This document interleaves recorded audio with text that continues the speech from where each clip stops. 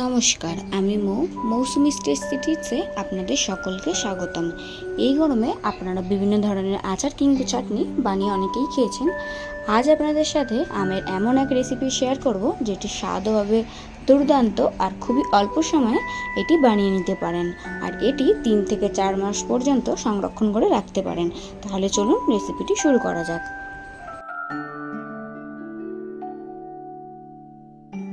আমের এই রেসিপিটি বানানোর জন্য প্রথমে আমগুলোকে খোসা ছাড়িয়ে টুকরো করে কিউব করে কেটে নিয়েছি।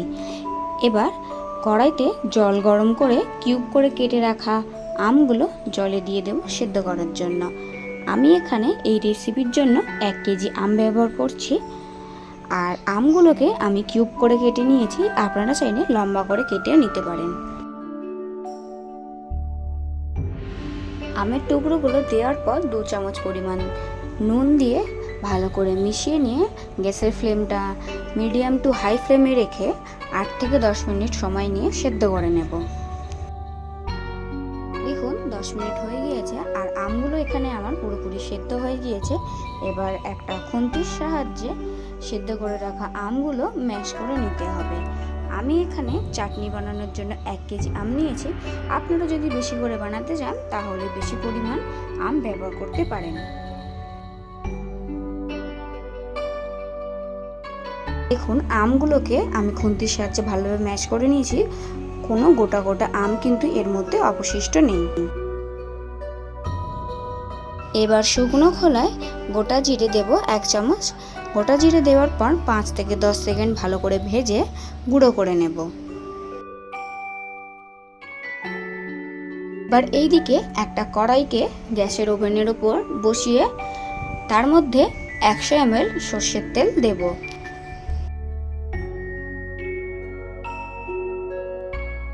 তেল গরম হলে দিয়ে দেব 3টি শুকনো লঙ্কা, দিয়ে 2 থেকে 3 সেকেন্ড ভেজে নেব।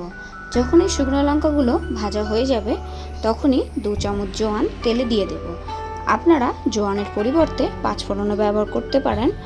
এখন শুকনো লঙ্কা ও জোয়ানটাকে 10 সেকেন্ডের মতো নাড়াচাড়া করে ভেজে নেব।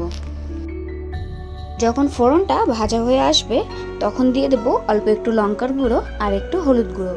হলুদ গুঁড়ো দেওয়ার কারণে এর কালারটাও সুন্দর আসবে। আপনারা চাইলে হলুদ গুঁড়ো দিতেও পারেন, নয়তো স্কিপ করে যেতে পারেন। খুব ভালো করে হলুদ ও লঙ্কার গুঁড়ো মিশিয়ে নেব। ভালো করে হলুদ ও লঙ্কার গুঁড়ো মিশিয়ে নেওয়ার পর এখন যে আমের টুকরোগুলো সেদ্ধ করে ম্যাশ করে নিয়েছিলাম সেই ম্যাশ করা কাঁচা আমগুলো দিয়ে দেব। সেদ্ধ করা আমের অংশটা দিয়ে দেওয়ার পর ভালো করে মিশিয়ে নেব। এবার একটু মিষ্টি ভাবের জন্য দিয়ে দেব চিনি। আমি এখানে 1 কেজি আমের জন্য 200 গ্রাম চিনি নিয়েছি, তবে চিনির পরিমাণটা আপনাদের স্বাদ অনুযায়ী কম কিংবা বেশিও ব্যবহার করতে পারেন। এখন সমস্ত উপকরণগুলোকে ভালো করে মিশিয়ে নেব।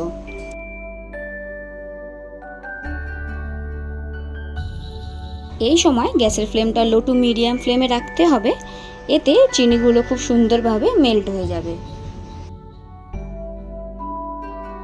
দেখুন চিনিগুলো খুব ভালোভাবে মেল্ট হয়ে গেছে। এবার মিশ্রণটিকে ঘন করে নিতে হবে। এর জন্য রান্না করে নেব প্রায় 30 মিনিট। দেখুন 30 মিনিট প্রায় হয়ে এসেছে আর মিশ্রণটি অনেকটাই ঘন হয়ে এসেছে। এবার জিরের গুঁড়ো ওপর থেকে ছড়িয়ে আরও একবার মিশ্রণটিকে ভালো করে মিশিয়ে একটা পাত্রে তুলে নেব।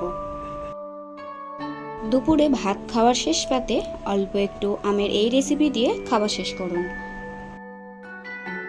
আমার আজকের রেসিপি আপনাদের কেমন লাগলো সেটা অবশ্যই কমেন্ট করে জানাবেন। ভিডিওটি ভালো লেগে থাকলে অবশ্যই একটা লাইক করে দেবেন। আর আমার পরিবারে নতুন হলে চ্যানেলটি সাবস্ক্রাইব করে পাশে থাকা বেল আইকনটি অন করে রাখবেন, যাতে নতুন নতুন রেসিপি ভিডিও আপলোড করলে সেটা আপনাদের কাছে দ্রুত পৌঁছে যায়।